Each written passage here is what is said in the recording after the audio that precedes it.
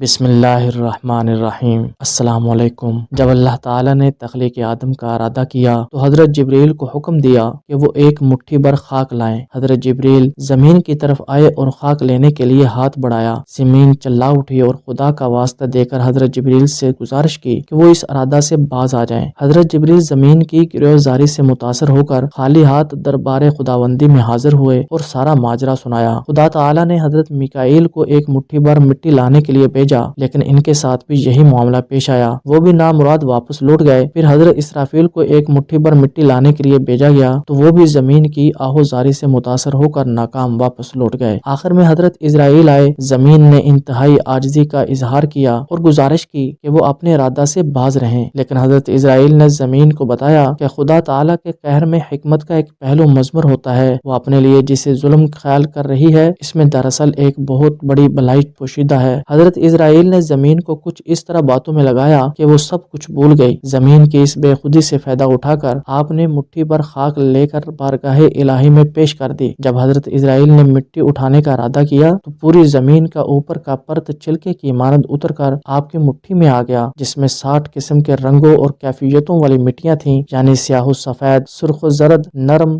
سخت، تلخ و شیریں، نمکین، پھیکی وغیرہ۔ پھر اس مٹی کو مختلف پانیوں سے گوندنے کا حکم فرمایا، چنانچہ ایک مدت بعد یہ چپکنے والی بن گئی۔ پھر ایک مدت بعد گوندی گئی تو کیچڑ کی طرح بودار گارا بن گئی۔ پھر یہ خشک ہو کر کھنکھناتی اور بجتی ہوئی مٹی بن گئی۔ پھر اس مٹی سے حضرت آدم علیہ السلام کا پتلا بنا کر جنت کے دروازے پر رکھ دیا، جس کو دیکھ کر فرشتوں کی جماعت تعجب کرتی تھی، کیونکہ فرشتوں نے ایسی شکل و صورت کی کوئی مخلوق پہلے کبھی دیکھی ہی نہ تھی۔ پھر اللہ تعالیٰ نے اس پتلے میں روح کو داخل ہونے کا حکم فرمایا، چنانچہ روح داخل ہو کر جب آپ کے نتنوں تک پہنچی تو آپ کو چھینک آئی۔ آپ نے الحمدللہ پڑھا۔ اللہ تعالیٰ نے فرمایا یرحمک اللہ، یعنی اللہ تم پر رحم فرمائے۔ اللہ تعالیٰ نے فرمایا اے ابو محمد صلی اللہ علیہ وسلم، میں نے تم کو اپنے احمد کے لیے ہی بنایا ہے۔ پھر پورے بدن میں روح پہنچی اور آپ زندہ ہو کر کھڑے ہو گئے۔ اس طرح جسم و روح کا رشتہ قائم ہو گیا۔ روح اور جسم کا تعلق ایک بلند مقصد کے لیے قائم کیا گیا ہے۔ انسان اگر اپنی خواہشات کا غلام بن جائے تو اس کا درجہ حیوانوں سے بدتر ہو جائے گا، اور اگر احکام خداوندی پر عمل کرے تو فرشتوں سے بھی اعلیٰ مقام پا سکتا ہے۔